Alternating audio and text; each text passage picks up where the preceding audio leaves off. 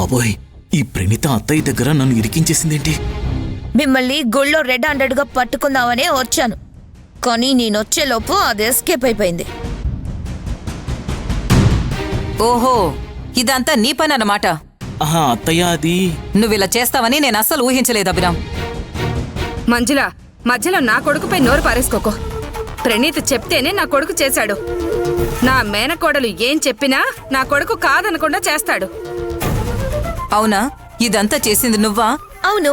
ఛీ, కన్న తల్లి మీద ఇంట్లో వాళ్లతో నిఘా పెట్టిస్తావా? కొంచెం కూడా సిగ్గనిపించట్లేదా నీకు? కన్న కూతుర్ని కొట్టిందాంతో ఫ్రెండ్షిప్ చేస్తున్నా నీకు సిగ్గులేనప్పుడు నేనెందుకు సిగ్గుపడాలి?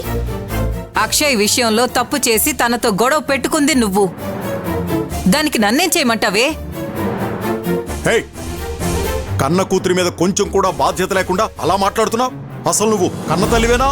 ఇది తల్లి కూతుళ్ల విషయం కాదండి. అహానికి ఆత్మవిశ్వాసానికి మధ్య జరుగుతున్న పోరాటం. అది ఎవరైనా సరే తప్పు చేస్తే శిక్ష అనుభవించాల్సిందే. అంటే ఇప్పుడు నువ్వు చెప్పింది నా తమ్ముడు గురించా? ఇక చాలా ఆపుతారా? ఉప్పు తిన్న విశ్వాసం కొంచెం కూడా లేకుండా ఇలా ఎన్ని రోజులని తిన్నింటి వాసాలు లెక్క పెడతారు? మిమ్మల్ని ఏమనాలో కూడా నాకు తెలియట్లేదు. ఛా! చూసావా తమ్ముడు, నీ మీదున్న కొండంత ప్రేమతో నేను మాట్లాడుతుంటే నీ పెళ్ళం విశ్వాసం విస్తరాకు అంటూ నన్ను ఎన్నెన్ని మాట్లాడుతుందో చూసావా? అక్క, దాని మాటలు పట్టించుకుంటావేంటి? వదిలే. అలాగే తమ్ముడు. హే, నా కూతురు అభిరామ్తో చెప్పి నీపై నిఘా పెట్టడంలో ఎటువంటి తప్పు లేదు. ఇంట్లో చెప్పకుండా దొంగలా నువ్వు గుడికెళ్లడమే పెద్ద తప్పు. మళ్ళీ ఇది రిపీట్ అయిందో నా భార్య అనే గౌరవం కూడా నీకు ఇంట్లో దక్కదు. జాగ్రత్త.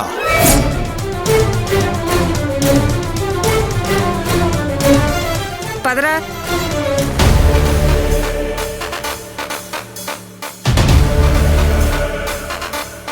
ఆ రాజాగాడు నా ప్రధాన శత్రువైతే ఆ అక్షయ నాకు రెండో శత్రువు.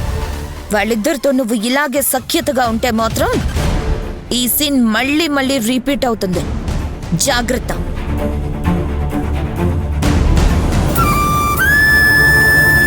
నేను వాళ్లతో సఖ్యతగా ఉండడం కాదే, ఆ రెండు కుటుంబాల మధ్య సంబంధం కలిపి వాళ్ళిద్దరినీ ఒక్కటి చేస్తాను.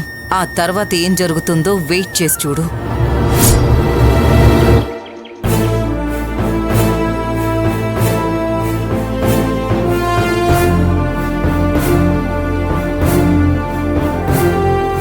నాన్నా, ఏంటమ్మా? ఏమైంది నాన్నా? ఏం లేదమ్మా.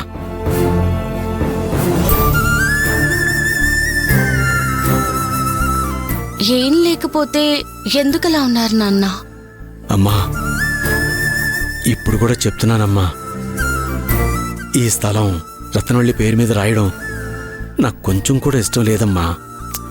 మళ్ళీ మొదటికొచ్చారేంటి నాన్న? అది కాదమ్మా.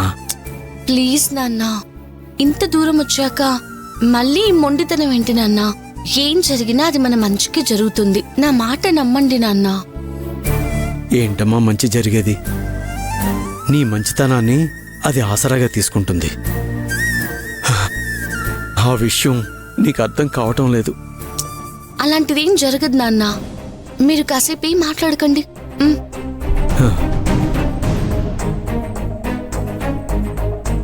ప్రకాశం, సార్, ఊళ్ళో ఉన్న నీ స్థలాన్ని నీ రెండో భార్య రత్నవల్లికి రాసిస్తున్నట్టుగా పత్రాలు రెడీ చేశాను. రిజిస్టర్ రాగానే స్టాంప్ వేయించి సంతకం పెట్టి రిజిస్టర్ చేయించేద్దాం. ఒకసారి చదివి అంతా కరెక్ట్గా ఉందో లేదో చూసుకో. అలాగే సార్. అమ్మా, ఒకసారి చదివి చూడు.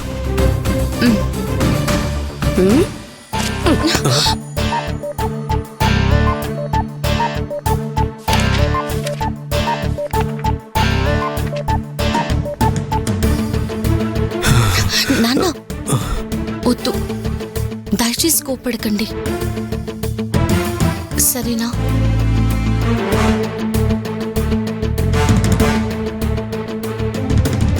సార్, ఇది నా పేరు మీదే ఉంది కదా సార్? అవునమ్మా, ఉంది.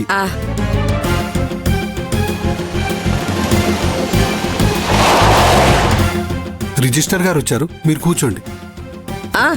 అలాగే. కూర్చోండి.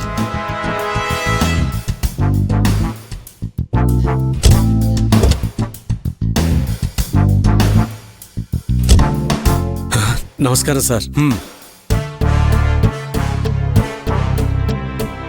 మీరు ఇక్కడే ఉండండి, నేను ఇప్పుడే వస్తాను.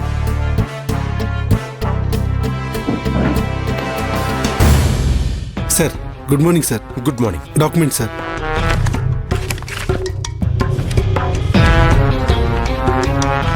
సరే నువ్వు వెళ్ళు. Okay sir, thank you sir. వచ్చిన పర్సన్ పేరేంటి?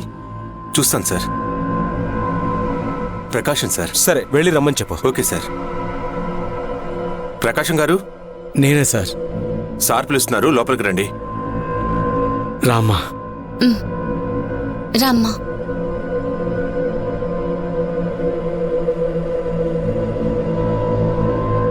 నమస్కారం అండి. నమస్తే సార్. శ్రీను, సార్. వీళ్ళకి డాక్యుమెంట్ ఒకసారి చదివి వినిపించు. Okay sir. ఆస్తి బదిలీ పత్రం 2024 సెప్టెంబర్ 20వ తేదీ 15/8, street number 14, Indiranagar, Hyderabad. Pin code 45. నివసించే కృష్ణయ్య కొడుకైన శ్రీ ప్రకాశం, వయసు 56. అదే ఇంట్లో నివసిస్తున్న ప్రకాశం గారి భార్య శ్రీమతి రత్నవల్లి, వయసు 48. కింద ఉన్న సాక్షుల ఆధారంగా మనస్ఫూర్తిగా రాసిస్తున్న పత్రం.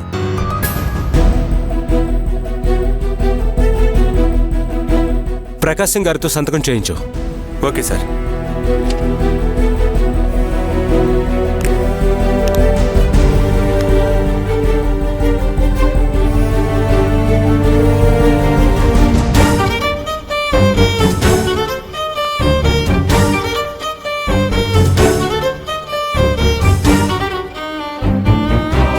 నాన్న,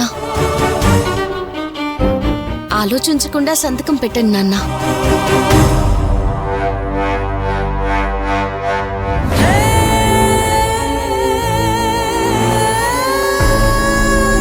పెట్టండి.